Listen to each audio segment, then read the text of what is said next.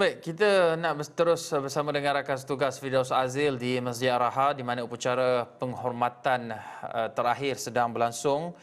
Firdaus, kalau boleh dengar apakah yang keadaan berlaku ketika ini di Masjid Ar-Raha, kerana kita maklum bahawa ia lokasi terakhir di mana orang ramai dibenarkan untuk menghadiri untuk memberikan penghormatan terakhir. Siapa lagi individu yang Firdaus lihat hadir ke Masjid Ar-Raha, Kampung Kerinci untuk memberikan penghormatan terakhir?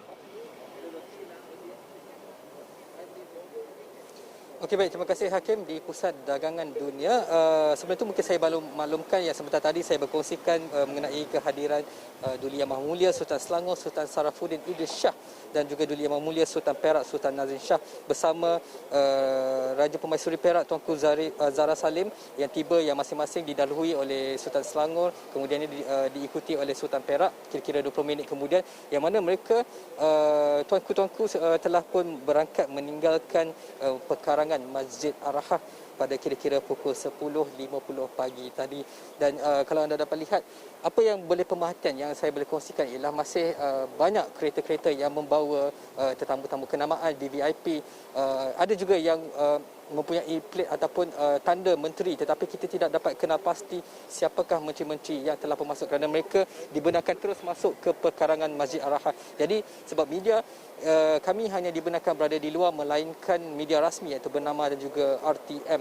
Dan ketika ini saya juga dapat lihat beberapa lagi ada beberapa ahli politik. Sebentar tadi saya sudah pun secara langsung saya membawakan 3 wakil rakyat daripada ahli Parlimen Seputih, YB Teresa Kok, YB ahli Parlimen Bakri YB Yubiin, dan juga ahli Dewan Undangan Negeri Ketari daripada Pahang YB Yang Syafura ataupun lebih dikenali sebagai Rara. Kita sempat bertanyakan mereka tentang pandangan dan juga kisah-kisah yang mungkin mereka ingin kongsikan. Saya juga sempat bertanyakan orang-orang awam yang telah pun beratus di sini sejak awal pagi tadi sebelum mereka dibenarkan masuk secara berperingkat demi mematuhi SOP Perintah Kawalan Pergerakan Bersyarat yang masih berkuasa di kawasan Selangor dan Putrajaya dan juga Kuala Lumpur.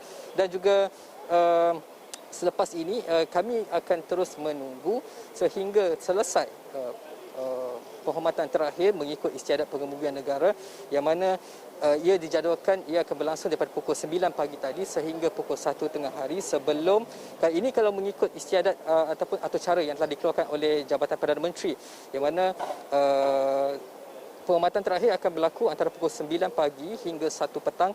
Kemudian pada pukul 1.13 petang akan dilakukan solat zuhur. Kemudian 1.30 petang baru akan dilakukan sembahyang jenazah. Dan 1.40 barulah akan ada pergerakan jenazah dari Masjid Ar-Raha ke Masjid Negara untuk diteruskan majlis ataupun istiadat seterusnya, iaitu istiadat pengebumian diraja, istiadat pengebumian negara, yang mana di situ akan kita mendapat lintas langsung daripada rakan setugas Faris Azman. Jadi buat masa ini itu saja, Hakim.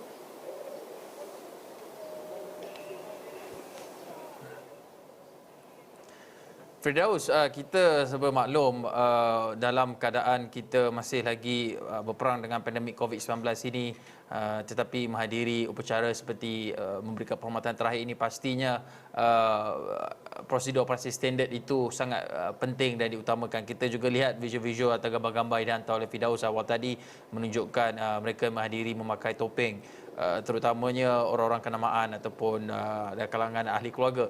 Tetapi bagi orang awam yang ingin menghadiri, memberikan penghormatan, menziarah, ada tempoh waktu tertentu untuk mereka menziarah ataupun Firdaus disebutkan tadi beratur panjang. Kalau boleh tunjukkan kepada penonton bagaimana susun atur untuk orang awam yang berhasrat untuk memberikan penghormatan terakhir ini dilakukan.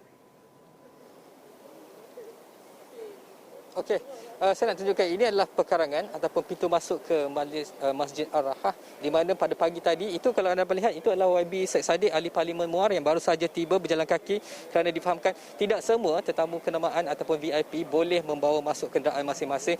Mereka harus meletakkan kenderaan di sepanjang jalan ini.